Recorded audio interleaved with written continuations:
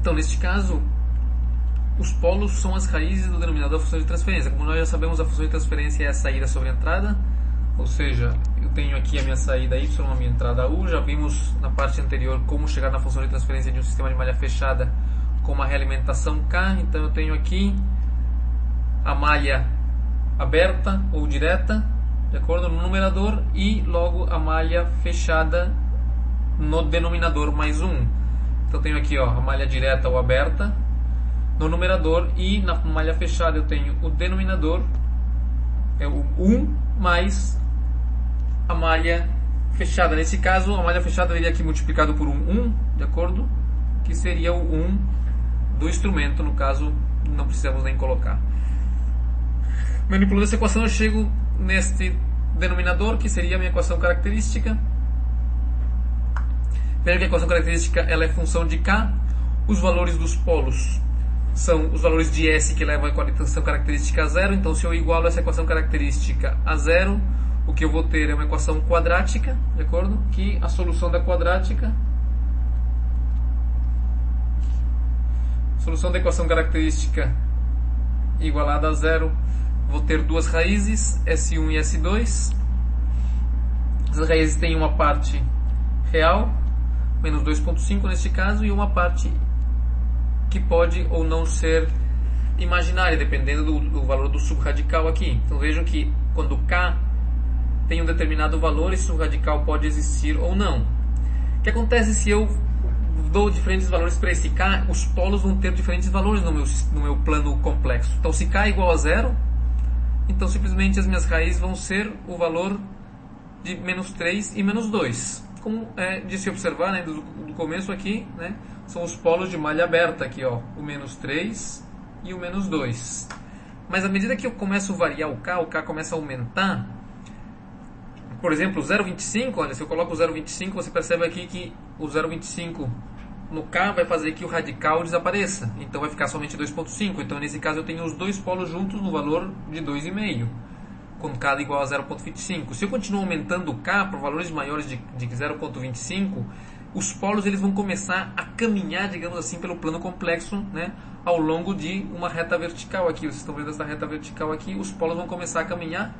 Veja só aqui nesse gráfico, os polos partiram do valor de menos 2 e menos 3, quando o k era igual a zero, e à medida que o k vai aumentando, né, o k vai aumentando, então os polos vão caminhando, certo? São dois polos espelhados, eles vão caminhando até que chega um momento em que eles se convertem, eles têm uma parte imaginária, e essa parte imaginária começa a crescer, eles começam a caminhar pelo plano complexo. À medida que eu vou variando, a posição dos polos muda e, portanto, o comportamento do sistema também muda, porque os polos indicam quão amortecido está o sistema, quão rápido o sistema é, etc. Então, com o aumento dos polos, com o aumento de k, né, os polos descrevem um caminho, e esse caminho é o que a gente chama do lugar das raízes, né? Então o lugar das raízes, nesse caso, seria aqui o que está representado por esta linha azul. Desculpa aqui. A linha azul, ela sai aqui de menos 3 e vai avançando, aqui sai de menos 2 e vai avançando. E sobre essas duas linhas estão colocados os polos, os pares de polos do sistema. Quando o polo é imaginário, ele vai ter uma componente... Quando o polo é complexo, perdão, ele vai ter uma componente real, que é xi sobre tal, e vai ter uma componente imaginária, que é a raiz de 1 menos si quadrado sobre tal. É interessante ver aqui que nós temos, além dos polos, nós temos aqui um ângulo, que vamos chamar ele de ângulo φ, de acordo? E esse ângulo φ me ajuda a fazer, o ângulo psi. E com relação a esse ângulo psi, se eu conheço os catetos oposto e adjacente desse triângulo aqui, vou pegar esse triângulo, por exemplo, e vou montar aqui uma conta com ele. Então, eu posso dizer que psi, se eu faço, vou chamar essa distância aqui de d, portanto, antes de usar o ângulo, fazendo Pitágoras, o que eu vou ter? Desse triângulo laranja ali, se eu faço Pitágoras, eu conheço a hipotenusa que é d, e os dois catetos que acabei de mostrar que são as componentes real e imaginária do polo. Então eu tenho que d é igual a raiz quadrada que é o que? Um dos catetos ao quadrado, que é a parte real, mais a parte imaginária ao quadrado.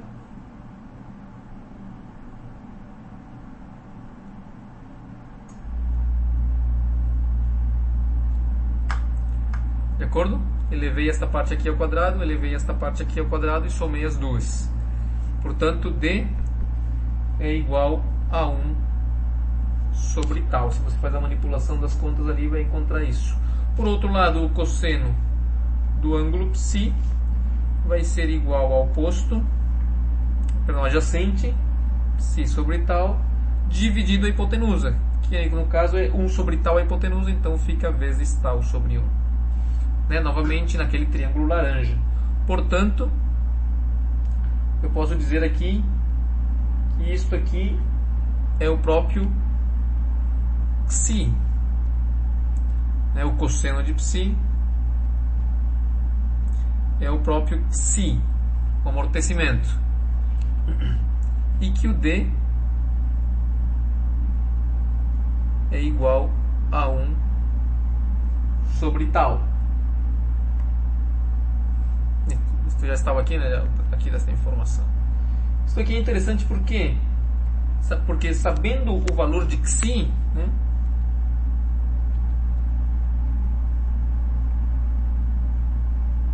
Sabendo o valor de xi, né? Ou seja, o valor desejado, quando eu tenho definido um determinado coeficiente de amortecimento, eu quero que um sistema tenha um determinado valor de amortecimento, eu posso encontrar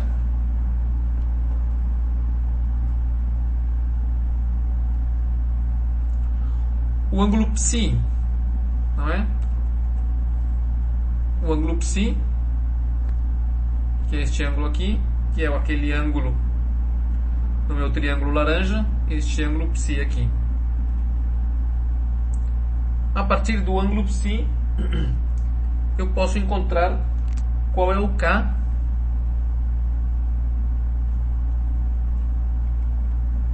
que leva